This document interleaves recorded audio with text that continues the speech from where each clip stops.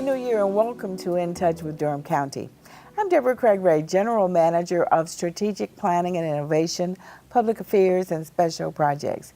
It is my pleasure to introduce my new co-host, Chairman of the Durham Board of County Commissioners, Wendy Jacobs. Hi, Wendy. Thank you, Deborah. I'm excited to be the new co-host, and I'm really looking forward to the variety of topics and guests we will interview in the coming months. Awesome. Now, today is also a special day because we are delighted to welcome our two new members of the Board of County Commissioners, Vice Chairman James Hill and Commissioner Heidi Carter. Thank you so much. We're happy to be here. It is. It's great to be here. Awesome. And in our second segment, we'll talk to Library Director Tammy Baggett-Best and Faith Burns, Interim Manager of the Main Library, to hear about changes in operations for the Main Library as we prepare for its major 2-year renovation project. Chairman Jacobs, let's begin our conversation. Thank you, Deborah. James and Heidi, thank you so much for being with us today. For our viewers, I will share that you are both new commissioners who were elected last November and sworn into office in early December. Heidi, let's start with you. For people who may not have heard about you yet, please give us a little bit about your background and tell us a little bit about yourself. Are you a Durham native? Well, I'm not a Durham native. However, I have lived here since I was 18 years old, so my whole adult life, and I call Durham home. I've raised my family here. I have 4 children. They've grown up here in Durham, all went to Durham public schools. So I love this city as if I were a native. And Heidi, tell us what attracted you to run for county commissioner and make the shift from being chair of the school board and a member of the school board for 12 years. Okay. Well, you know, I loved serving on the Board of Education, and education will always be a top priority of mine. But I was eager for a change, but wanted to stay in the policymaking world and the world where I could continue to give back to my community. I consider the work to be very, very meaningful. And I wanted to expand my responsibilities to include all of the essential services that Durham County provides. And as you all know, all of those services help support a child's ability to be successful in school. James, please tell us a little bit about yourself, and are you a Durham native? I am a native Durhamite. All right. Born here. I remember when I went to work at IBM, they were like, where are you from? And I was like, well, I'm from Durham. They're like, you're the only person in our unit that's from Durham. So it's great to be a original Bull City native. Went to Jordan High School, left there, went to Winston-Salem State, met my wife at Winston-Salem State, and just love Durham, love the county, love the city. It's a great place to live. It's always been special. My family's been here for 4 generations. They came out of Lebanon Township and to work in the mills, and we love Durham. St. Joseph's is my home church, and it's just a really good place to live. It's really special. I'm raising my family here. My child is a student in Durham Public Schools, and I couldn't be happier. A lot of people say, well, you just came back home. I said, no, I chose Durham. I could have gone anywhere, but really I chose Durham. I saw a lot of things here that were changing for the better, and I decided just to make Durham my home. Very good. Now, why did you decide to seek the office of county commissioner? And this is your first elective office. It is the first time I ran for office, and there were a lot of things in Durham, like I said, that were going well, but I think that we could do better, and I wanted to see prosperity to be kind of democratic here in Durham, small d democratic. I wanted people to have chances that really weren't seeing pathways being open to them. And I wanted to make sure that I could get into Durham policy and make a way for them. That was something that was important to me. Also, schools. There were things I wanted to do with pre-K and other things, and I just wanted to be able to give back to a community that I love. Awesome. Now, I know you are an alumnus of our city county I am. neighborhood college. You Sure. join a growing list of elected officials Right. serving on the General Assembly and County Commission and School Board and City Council. Did that in any way ignite your passion for public service? Sure, it sure did. I was actually in class with Mike Woodard, and we became friends. Mike Woodard went on to City Council and now the General Assembly, the Senate, and just seeing the things that he had done and other people that were in the class. Also, just the wealth of information that Durham City College and County College gave us was just incredible. Meeting department heads, seeing how the city worked, how the county worked. It was a great learning experience, and I would encourage everyone that is interested in Durham government to look into it. Nice. So both of you have just started as in your new roles as county commissioner, and I'm just wondering what the work has been like for you in terms of the reading involved, the meetings, and how much time you're finding that you're spending in this role, and just what it's been like for you over the past month and a half. Heidi? Well, I would say that the pace has been rather quick. We aren't really settled into a good groove yet. At least that's how I feel. We were sworn in on the 12th, and then it was the holidays, and then we came back and we had a meeting or two, and then the snow sort of set us back again. So I'm not feeling like I'm in a good groove with it yet. At this point, I feel sometimes like I'm just playing whack-a-mole. Whatever comes up today is what I'll attack. And let's see, which of the new commissions that I'm on do I have to attend today? Do I need to attend today? Be sure you've read all the materials for that. There is an incredible amount of reading to be done. Lots of reports and plans that have been ongoing, of course, before we arrived. We want to catch up and be up to speed so that we can hit the ground moving forward. It's very energizing work. I do look forward to having my hands wrapped around my schedule a little better, and I'm expecting that will come with time. Right. Take some adjustment. And how about you, James? I think the term drinking through a fire hose is what we've heard a lot of here lately. No, the staff has been great. They had orientation for us, which was a good thing. But just as Heidi said, there's a lot of reading, there's a lot of reviewing, catching up. We're dealing with decisions not only that we're helping to make, but that have been made in the future. So we have a lot of reading to do, like Heidi said. So there's a lot of review. We also have people that want to actually talk to us and sit down and have conversations about things that they think affect Durham County, and that's great. It's good to hear from all voices in all segments of our community. And are there certain priorities or things that you would like to accomplish during your first year as county commissioners? Heidi, what about you? Well, James touched on it a little bit ago when he mentioned, our desire to be sure that we have an economy in Durham that works for everybody, that we have widespread prosperity, prosperity for all, and as well as we know, Wendy, that came out many times during our campaign. Sure did. And so I know we'll all be working on that. And in order to have prosperity for all, there are a few sort of priorities that I have in the front of my mind.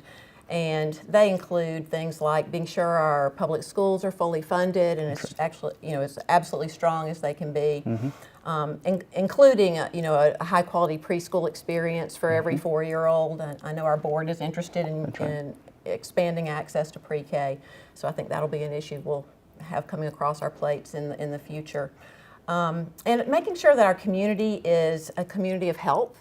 I believe that everything around population health supports a person's ability to take advantage of the economic opportunities here and to do well in school. And so just helping everyone continue to focus on that, making Durham not the city of medicine, but the community of health. Should be the city of I don't need any medicine because I'm so healthy.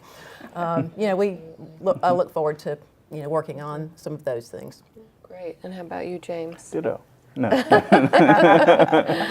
No, I think we all share a desire to see a strong pre-K program. We want our schools to be fully funded and supported by people in the community. I'm a strong supporter of traditional public schools.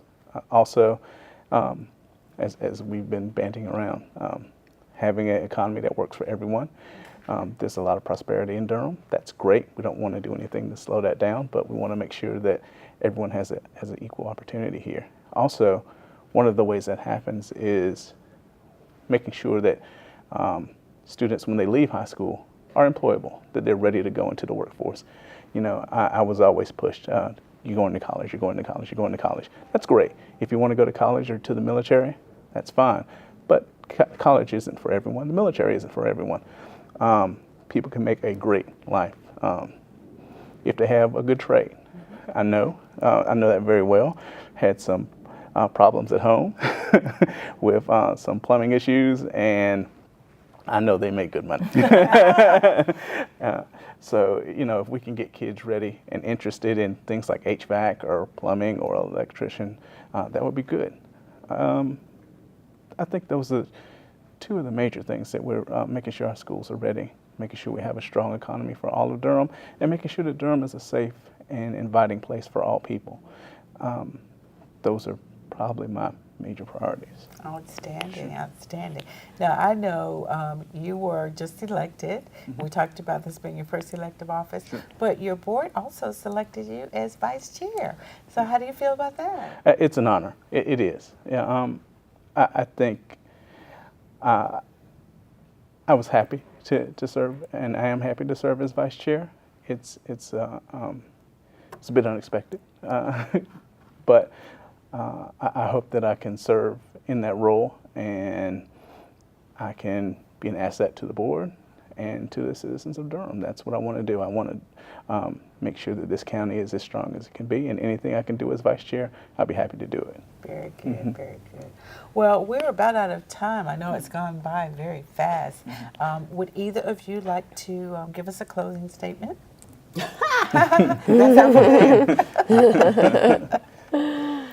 Well, maybe a few comments about what I think will be coming in front of us in the near future. At our very first meeting, we had to make a decision about light rail, and so transit is certainly going to be an important issue coming forward. We do have this city, county, school board task force that's exploring how to expand universal pre-K and what are some funding mechanisms for that. So I think we'll be talking about that in the near future. James, how about you? Sure. Well, like Heidi was saying, there are lots of challenges that we have here in Durham, and we are we're ready and willing to get in there and do everything we can for our community. We want to make sure we have strong schools, a strong economy, and a safe community. That's key. We want to make Durham a prosperous county, and we want to make sure that we're doing everything from pre-K to senior services, making sure that our seniors are happy. There's a lot of, I've learned about senior services, about aging in place, how that's very important to seniors. And we just want to make sure that everyone in Durham is happy. I know I had a great childhood here, and I want other children here to enjoy the same quality of life as I did. Outstanding. Well, we want to thank you both for joining us today, and we're certainly going to have you back when you have a little more seasoning, just kind of see how you're feeling at that point. Do you think that's a good idea? I think that's great. And I just want to say I'm thrilled to have both of you on our board, and I think as citizens can see, you are both very, very hardworking, intelligent board members that are going to work as hard as you can for the people of Durham, and it's great to have you as vice chair, and just to have both of you on our team as part of the Durham County Board of Commissioners. Thank you so much. Thank you, Deborah. Thank you, Wendy. We're going to take a little break, and when we come back, we're going to talk about the plans for the new major renovation of the Durham County Library. Stay with us. They said a bottle was just a bottle.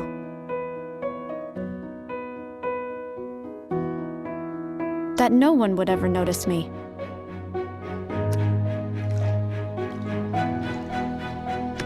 But I knew I could be more. That one day, I would make people smile.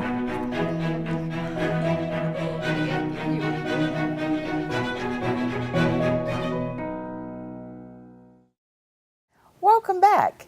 Durham voters approved a $44 million bond referendum in November to provide a much-needed upgrade for the main Durham Library.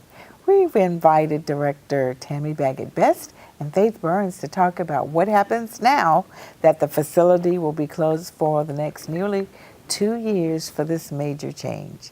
Commissioner Jacobs, let's continue our show. Thanks, Deborah, and thank you, Tammy and Faith, for being here today. And I must say, it has been a long time coming for the renovation of the main library. And so now that it is actually happening, it would be great for our residents to know a lot of the details about the transition time and how the services that are being provided at the main library are going to still be provided to citizens in our community over the next 2 years. So during this time, where will staff be located that normally would be at the main library? And I assume that we will not be losing any of our staff members. That is correct. But if I could first take the time to say thank you to our community for supporting the bond and helping us be at this point of a transformation of the main library. And you are absolutely right, no staff will be losing their jobs with Durham County Library, and that is a wonderful thing. We will have our part-time employees continuing to work with us, as well as our substitute employees, and also the full-time employees. The staff that are more behind the scenes, the administrative staff, resources and technical services, IT, and marketing staff, they will be located in the old DCVB building. So we're excited about making a transformation for staff to work there. Other staff will be assigned to the different locations, our other 7 locations. So we've been making room for additional staff to come to work alongside with others and to really serve the community. And then we'll have some staff at Northgate Mall also that will be working out of some spaces there as well. Great, wonderful. And when is construction supposed to start and end? Well, we have a ways to go before actually starting construction. If you walked inside the main library now, you would see boxes and carts and all kinds of moving equipment everywhere. So from now until the end of February, staff will be moved out of the building, and then starting in March, the collection and other things will be moved out of the building, the furniture and things. So it is a pretty big undertaking to actually move a library and all of the books and everything. Yes. Yeah. So we have a wonderful bookmobile. So how do we plan to use that? Will we be using that more aggressively to sort of support the work that needs to get done in this period? Absolutely. So we have a number of outreach opportunities that we have planned. Extended opportunities for the bookmobile to be in different locations. So for example, we're going to be providing computer access to our downtown residents and whoever's downtown who needs computer access at the Digital Access Center, which will be on Main Street at the Criminal Justice Resource Center. And right now our plan is to actually have the bookmobile there every Sunday afternoon. So residents in that area can have that as a resource for them. Excellent, excellent. Now, one of your very popular services is for our younger users, the Maker Lab. What's going to happen with that? The Maker Lab is exciting, and teens love Faith. Yes. So I'm going to let her speak about that one. So we are super excited to be able to continue our Maker Lab. The Maker Lab will be at Northgate Mall. We will be starting programming there on March the 4th. Our first program will be where teens can come and make chainmail jewelry. So we hope to have all the same programs. We'll be offering photography, robotics, coding classes. But we're also going to be expanding to have programming not just for teenagers and young ones, but also for senior adults and adults of all ages so that they can come in and learn about the Maker Lab and the tech programs as well. And the Maker Lab will be open for programming at first, but then we hope to eventually have open hours where people who are in the mall can just come in and explore the technology. Oh, yes. Great knowledge transfer. So another robust part of this particular facility downtown is our North Carolina collection. People come from far and wide to use that. So what's going to happen with that collection? The North Carolina collection will also be at Northgate Mall, and we are super excited about that. So our customers will still have access to that collection and be able to use it the same way that they could at the main library. And in addition to the North Carolina collection being at the mall in the same space, we will have a small pop-up library, and customers will be able to check out a Lucky Day collection. And what Lucky Day collection is, it's our best sellers, it's our most popular items, and it's your lucky day to come in and find that item on the shelf. Great. Oh, that's great. I think that it's, you know, with everything, there's new opportunities, and I think it's going to be interesting to have a library without walls and to see if we can introduce new people to things like the North Carolina collection and the Maker Lab, because we're bringing the library to people in places like Northgate. And what about our children's programming? Because that is also such an important part of the main library. How will that be able to continue? Absolutely. So we have multiple programs that will be happening in multiple locations. So we have strengthened our partnership with the East Durham Children's Initiative. We will be providing lunchtime adventure story times there in Thursdays in the afternoons during the summer. We will also be giving STEM programming. We're going to have a robotics program with them. We're also going to be having children's programming at the Maker Lab. We'll have story times on a weekly basis. And we will also continue our tutoring program that we've had at Main Library, which is utilized by a number of young people in ages K through 5. That will continue hopefully at the Scrap Exchange. Okay, great. So again, we're really dispersing the library all over the community, and it'll be really interesting to see what happens. And what about the books? I mean, I don't even know what the total number of books there are in the main library. Maybe you know. But what is going to happen to all of the books? Our book collection will be stored at Duke Storage. We have pulled out a number of books that will go to our other locations that can be used, but they will be at Duke Storage during this time that we're closed. Yes. And another thing to mention with that is that our online collection that's available via Overdrive and Hoopla and the apps that we have will still be available to all of our customers, no matter with the renovation. That's a really good point. Yeah. And I mean, you mentioned this a little bit, Faith, when you referenced the computers a little bit, but could you talk a little bit more about that? Because so many people do rely on the library for their broadband access and use the computers to look for jobs and get information. So how are we going to keep up that service? Absolutely. So we will be having a digital access center. It's going to be open 3 days a week. It's going to be open on Fridays, Saturdays, and Sundays for the library hours. We'll have 12 computers. We'll have wireless internet access. There will be public printing and public computer access with the library card there. And where is that exactly? It's on Main Street. It's at the Criminal Justice Resource Center. I forget the actual address of it, but it's right across from where the library actually is. Okay, so it's just, I think it's near the next to the Housing Authority. It's right next to the Housing Authority. So people will be able to find that. Yes. Yeah. And we want to also encourage Right. people to use our other 6 locations for internet access and checking out books and DVDs as well. Right. Yeah. I was going to ask, how difficult is it to sort of bring in resources from the main library into your other branches, and how's that working? Staff have been remarkable at that. So they're making it very seamless. So it really has been an easy transition. It's just a little tedious with getting the right staff at each location with the skill set that's needed, balancing out which locations we think will be busier while we are closed at Main, so we have the right number of staff at each.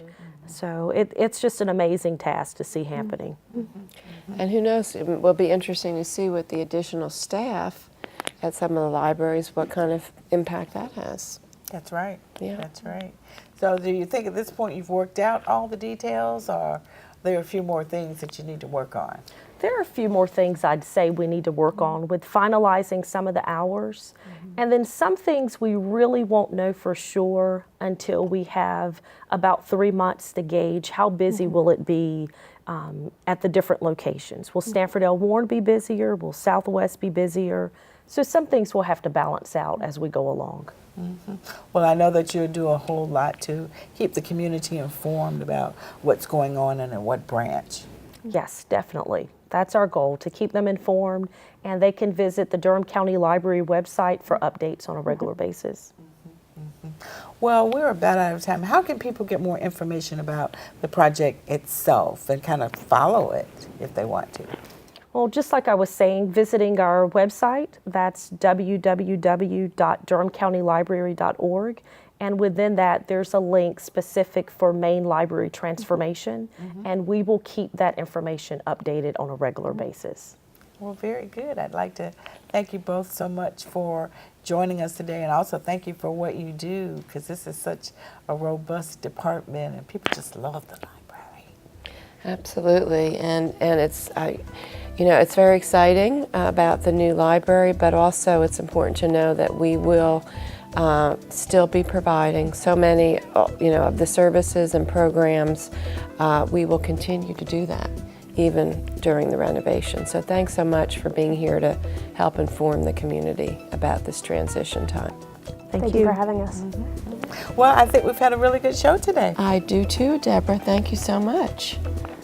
And thank you, Tammy and Faith, for being here. Yep. And we'd just like to thank everyone for joining us and ask you to continue to follow all the goings on with Durham County government. We'll see you next month. Cheers.